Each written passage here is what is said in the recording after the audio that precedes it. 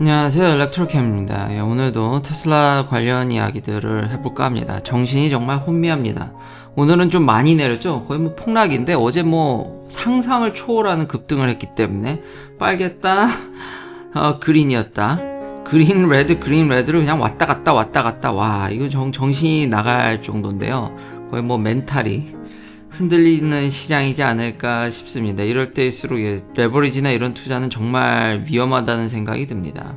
이런 혼돈한 시장 속에서 최고급 젖손님께서 너무 감사드립니다. 이 어려운 시장 속에서도 이렇게 슈퍼챗을 제 견해가 어떤지 질문을 주셨는데, 사실 지난 영상들을 보셨으면, 바쁘셔서 아마 못 보신 것 같은데, 아마 제 영상을 보셨으면 지금 주요 도시에서 트럼프 대통령에 대한 그런 핸즈업, 이런 대규모 시위에 대해서 어떻게 얘기할지 아마 예측이 가능하셨을 것 같은데, 제가 좀 더 클리어하게 한번 말씀드려 보도록 하겠습니다. 아니면 혹은 제가 좀 많이 부족했던 것 같습니다.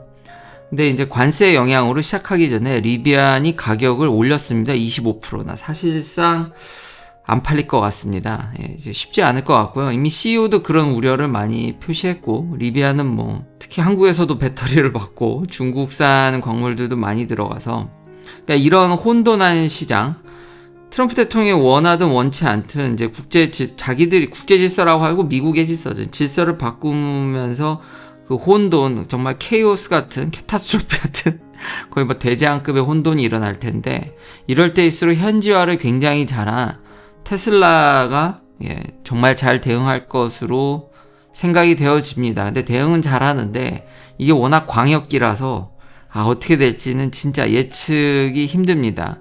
제가 지난 영상에서도 이걸 다뤘습니다. 트럼프 대통령에 대한 시위라든지 이런 것들을 다 얘기했고, 결론부터 얘기하면 뭐 별 영향 없다 이거죠. 지금까지도. 지금 계속 이게 미국만 좋고 다른 나라들은 다 안 좋기 때문에 특히 한국 언론들이 이거에 대해서 집중 포화를 하는데요. 이는 미국의 정치 시스템이나 미국의 환경의 이해가 아직도 많은 분들이 좀 부족하다라는 생각이 듭니다. 영향이 없다라고 제가 생각하는 이유는 뭐 많이 얘기했죠. 설베이에 대해서도 얘기를 했고, 좀 더 정확히 그럼 이걸 보여드리면 어떨까 싶습니다. 이거요, 뭘까요? 지난 2024년 대선 결과입니다. 트럼프 대통령은요, 미국 주요 대도시에서 이긴 적이 없습니다. 그러니까 미국 주요 대도시에서 이기지 않고 대통령이 되신 겁니다. 더군다나 더 많은 표를 얻었죠. 파퓰러 보트도 이겼습니다.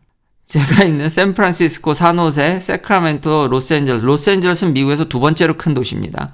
전부 팔았죠. 해리스가 이겼습니다. 뉴욕 어떤가요? 뉴욕 전부 다 해리스가 먹었습니다. 여기 조그맣지만 여기 뉴욕 다 먹고, 알바니 주도죠. 뉴욕에 있는 모든 시티는 다 민주당이 먹었습니다. 근데 롱아일랜드 시골들은 다 빨갛죠. 넘버원 시티가 있는 뉴욕이 얘기였습니다. 텍사스는 어떤가요? 뭐 공화당 텃밭인?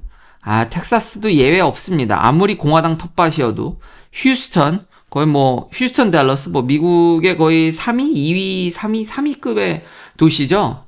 미국 4대 도시 중 하나로 들어가지 않습니까? 휴스턴도 팔았습니다. 민주당입니다. 어스틴 주도죠. 팔았죠. 샌안토니오 팔았습니다. 댈러스 팔았습니다. 그 외엔 다 빨갛죠, 시골은. 자, 시카고, 4대 도시 중 하나는 시카고, 당연히 팔았습니다. 그 외에 다 어떤가요? 시카고, 일리노이 주의 시카고를 제외하고는 대부분 빨갛습니다. 자, 공화당 텃밭인 플로리다, 마이애미, 올랜도 대도시죠. 뭐 템파도 대도시인데 여기는 좀 이제 빨갛네요. 그래도 마이애미 정말 유명하지 않습니까? 플로리다에. 올랜도, 디즈니 월드인가요? 랜드인가요? 월드죠? 여기가 랜드고. 팔았습니다. 네바다도 트럼프 대통령이 이겼지만, 라스베가스, 팔았죠? 민주당이 이겼습니다. 미국의 유명한 거의 대부분의 대도시는요, 다 민주당입니다. 그러니까 트럼프 대통령은 미국 대도시를 이긴 적이 이미 전에도 그랬죠. 공화당이 거의 미국의 대도시를 이긴 적이 거의 없는 것 같아요. 어디 찾아보면은 좀 큰 도시 하나 이기긴 했겠죠. 근데 일단 지금 보시면요, 4대 도시는 이긴 적이 없습니다. 다 이미 대선 때. 그러니까 마치 이거는 한국에서 주요 대도시가 이미 시위가 이제 격해져서 한국은 대도시가 인구의 대부분이죠. 미국은 그렇지 않습니다. 그러니까요, 이거 시위하시는 분들은 제가 느끼기에는 그냥 하던 일 하시는 분들입니다. 그러니까 원래 대선 때부터 트럼프를 싫어하시던 분들이 계속 시위를 하시는 거예요. 예, 그래서 아직까지는 영향이 없다. 그렇다고 해서 제가 뭐 전혀 영향이 없다라는 게 아닙니다. 그리고 저란들 관세 전쟁입니다. 전쟁. 여기 다 가난하게 되는 겁니다. 제가 결과는 이미 말씀드렸고요. 저도 관세 전쟁에 대해서 반대를 하지만 제가 바꿀 수 없는 현실이고요. 저도 항상 그런 고민이 있죠. 상식과 이런 게 통하는 세상이었으면 좋겠는데 국제사회는 냉혹하고 언제 국제관계가 뭐 상식대로 움직인 적이 있었습니까? 저도 그런 게 고민인 거죠. 정말 양육강식. 초패권 국가인 미국을 제외하고 어떤 나라가 미국의 눈치를 안 보고 살겠습니까? 불편한 진실? 그런 사이에서 과연 나는 어떤 관점을 갖고 살아야 될까? 근데 일단 이 채널은 제가 정체성에 대해서 이야기를 했고, 그건 제 개인적인 생각인 거고, 그리고 주로 저는 진실을 알려드리고 싶기 때문에 좀 더 현실에. 근데 많은 분들이 이런 숫자와 현실을 알려드려도 자기가 알건 것과 자기가 원하는 사실과 다르면은 그에 대해서 많이 화를 내시는데, 저의 그냥 어줍지 않은 조언 하나 드리면은 일단 이게 바뀔 수 있는지 없는지를 한번 판단해 보시고, 뭐 대부분은 본인 의지하고는 바꿀 수 없습니다. 그렇게 되면 이런 상황에서 나는 어떻게 이거를 대응해야 될까로 좀 더 다가갔으면 좋겠습니다. 예, 그래서 이거 대선 결과입니다. 그러니까 다시 돌아와서 시위하는 게 저는 일렉션 때 결과랑 크게 다르지 않다라고 생각이 됩니다. 지난 영상에도 얘기했지만 타이밍의 문제고 장기전으로 가게 되면은 당연히 저소득층이 겪을 인플레이션 타격이 너무 큽니다. 그래서 트럼프 대통령이 불리합니다. 그 전에 저는 그래서 합의를 어떻게든 이루어내지 않을까라는 생각이 듭니다. 어떻게 해서든지. 안 그러면 중간선거에서 이길 방법이 없습니다. 그러니까 여기 다 이 빨가신 분들은 현재 이런 주식시장에 크게 영향도 없고 뭐 당장에 지금 관세를 올린다라는 거는 고급 제품이라든지 지금 안에 있는 수량들이 이미 받은 수량들도 있지 않습니까? 그래서 지금 사재기도 일어나잖아요. 아이폰 같은 경우들. 그러니까 아직 저소득층이 지금 직접적인 타격을 받는 데는 좀 시간이 걸립니다. 아무리 빨라도 몇 달은 걸릴 거예요. 그 안에 트럼프 대통령은 승부를 보려는 것 같습니다. 아직까지는 크게 영향이 없습니다. 그러니까 타이밍의 문제다. 전혀 앞으로 장기전으로 갔을 때 영향이 없다라는 얘기가 아닙니다. 근데 지금 당장을 보면은 원래 하던 일 하시는 거다. 일리노이가 나왔으니까요. 요 옆이 다 이제 미시건부터 해서 다 러스트벨트니까요. 뭐 세인루이스부터 다 이제 러스트벨트인데, 또 하나 이제 미국의 정치 지형을 잘 이제 한국 분들이 잘 이해가 못 하시는 분들이 뭐냐면, 한국은 지방이 소멸돼도 돼요. 다 그분들 결국 대도시로 몰려 가셔서 사시면 되니까요. 다 서울로 가시면 서울 근교로 다 가시면 되는데, 미국은 그게 불가능합니다. 그리고 아예 정치 시스템이 그게 안 되게끔 돼 있어요. 그러니까 미국의 건국 조상님들이 정말 기가 막히게 분리를 잘 해놓은 거죠. 권력에. 그러니까 예를 들면 상원의원은 인구 비례 없이 각 주는 2명씩 갖습니다. 그러니까 큰 주든 작은 주든. 그러니까 약한 주더라도 연방으로서 모든 주가 존립할 수 있게끔 이미 건국 당시에 이걸 다 예측을 하고 모든 주들이 2명의 상원의원을 갖게끔.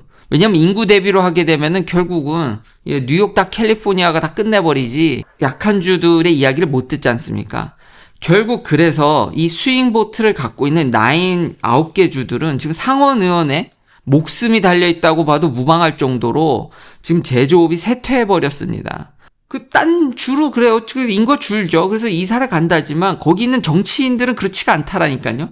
지금 상원의원은 자기 주의 파워가 떨어지게 되면 이게 존립의 위험을 느낄 정도로 지금 투쟁을 하고 있기 때문에, 그리고 상원은 균등분배되어 있기 때문에 그 파워가 장난이 아닙니다. 그래서 이 9개 주가 결국은 제조 부활을 무기로, 그쵸, 볼모로 지금 전 세계를 쥐락펴락, 그리고 이런 러스트벨트를 대변하는 그것의 파퓰러 보트를 얻은 트럼프 대통령이 이 정치 지형을 짜고 있다라고 보여지는 거죠. 그러니까 한국과는 전혀 다르다. 그러니까 앞서 지금 최고급 접선님께서 너무 좋은 질문을 주셨다고 볼 수도 있겠네요. 마치 한국에서 대도시에 이런 시위가 나면은 미국도 이미 큰일 났다고 하지만 이미 대선 때 대도시에서 이기지 않으셨습니다. 어떠한 대도시에서도. 이런 면에서는 1인 1표가 아닌 거죠. 안 그렇게 하지 않으면은, 못 사는 주에 어떤 정치적인 파워를 더 얹어주지 않으면은 그 주를 버리게 되죠. 개발을 하지 않게 되죠. 그러니까 1인 1표라는 게 사실은 나라 자체로는 말이 안 되는 겁니다. 그래서 어떤 제 이런 미국에서 오래 산 좀 그런 이해를 바탕으로 그리고 여러 주에서 살아본 바탕으로 답변을 좀 정리를 해봤고요.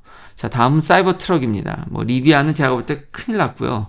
사이버 트럭은 드디어 RWD가 나왔습니다. 후륜구동이지만 롱레인지 후륜구동. 그래서 시작가가 7만이 안 됩니다. 그래서 텍스 크레딧을 받으면 6만 초반에 살 수 있는 매우 저렴한, 와, 진짜 굿딜은 근데 이게 따져보니까 굿딜이라고 하기 좀 애매하긴 하더라고요. 정말 모든 걸 뺐습니다. 너무 많이 뺐어요. 제가 봐도. 그래서 벌써 일렉트랙은 옛날에는 친 테슬라였지만 요즘은 완전 반 테슬라로 돌아섰죠. 노 어댑티브 서스펜션, 에어서스가 아닙니다. 코일입니다. 이 무거운 트럭에 코일을 넣고요. 노 턴아웃, 이게 뭐냐면요.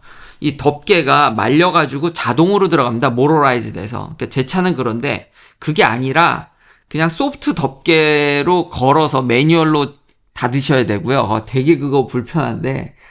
그리고 그 뒤에 베드에 110V 아울렛이 없습니다. 저 이거 놀러가서 라면도 끓여 먹고 꽤 유용하게 썼는데, 물론 그거 치고는 다 비싼 비용을 지불했지만, 없으면 저거, 이게 정말 트럭의 묘미긴 하더라고요. 없으면 저게 불편해서, 사이버 트럭의 어떤 외형과 이런 것에 있어서는 이제 좀 더 이제 저렴하게, 저변을, 가격을 낮춰서 확대했다고 볼 수는 있으나 제가 막상 이거를 소유해 보니까 저런 것들이 쏠쏠하거든요.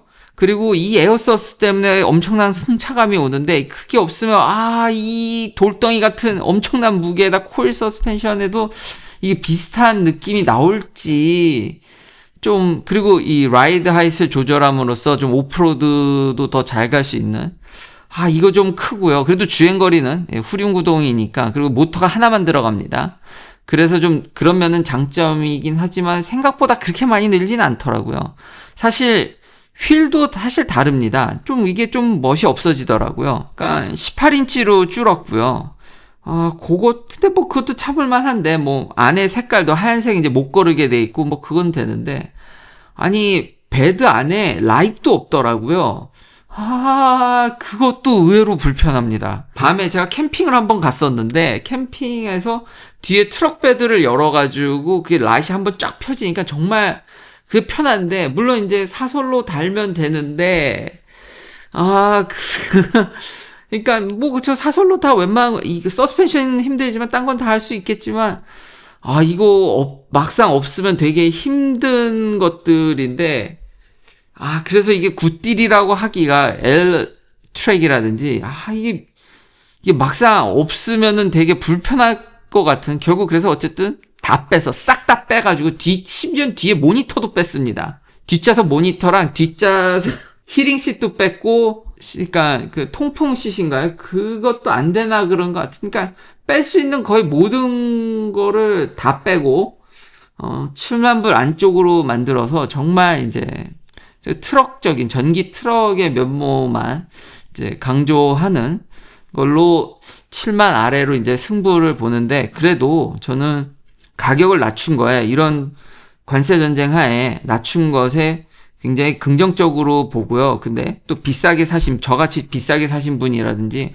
오힐 드라이브 사신 분들도 그렇게 배 아파할 것 같지는 않으셔도 될 것 같습니다. 저도 처음에 쓸데없을 거라고 생각을 했는데, 제가 한 1년쯤 이제 거의 1년 다 돼가지고 이제 소유를 해보니까 저거 막상 없으면 되게 불편하더라고요. 그리고 파워쉐어드로 줬던 크레딧을 사실 그게 쓸 일이 없거든요. 근데 다른 테슬라 서비스, 심지어는 이제 제 모델 S 타이어를 간다든지 그런 데도 쓸 수 있게 서비스, 그러니까 수리라든지 이런 데도 쓸 수 있게 크레딧을 전용시켜줘서 그런 분도 고맙고, 결국 제가 이번에 올휠 드라이브에다가 제가 산 것과 똑같은 옵션을 다 때려 넣으니까 뭐 가격이 1도 차이가 없더라고요. 그렇게 뭐 텍스 크레딧 정도는 아쉽지만, 그래서 미리 사신 분이나 나중에 사신 분들이나 뭐 그렇게 크게 뭐 차이는 없는 것 같습니다만, 차를 싸게 만드는 게 결코 쉽지 않다라는 생각이 들더라고요. 그러니까 뭔가 혁신적으로 좀 더 가격을 드라마틱하게 낮추는 거는 현 시점으로는 좀 힘들지 않나라는 생각도 들었습니다. 요게 좀 테슬라의 좀 힘든 면일 것 같고요. 그리고 뭐 일각에서는 지금 모델 Y 주니퍼 재고가 뭐 있다라는, 제 생각에 그건 좀 아직까지는 가짜 뉴스인 것 같고요. 왜냐면 제가 테슬라 홈페이지 가서 직접 대도시 위주로 확인해 본 결과 없습니다. 아직 한 대도. 모델 Y 주니퍼의 재고는 아직 없어서 얘네들이 아직 그렇게까지 가격을 미국에선요 깎을 것 같진 않아서, 그거는 아직까지는 테슬라의 좀 긍정적인, 뭐 그렇다고 해서 제가 뭐 불티나게 팔린다는 얘기를 하는 건 아니지만, 지금 한 치 앞을 못 보고 많은 자동차 회사들이 힘들고 관세로 인해서 가격을 올릴 것 같아서 지금 오히려 지금 경기 침체가 오는 거 아니냐, 지금 판매량이 힘든 거 아니냐는 속에서 테슬라는 그래도 나름 잘 해간다라는 생각이 듭니다. 긴 영상 시청해 주셔서 감사합니다. 다음도 테슬라 관련 이야기들로 찾아뵙겠습니다.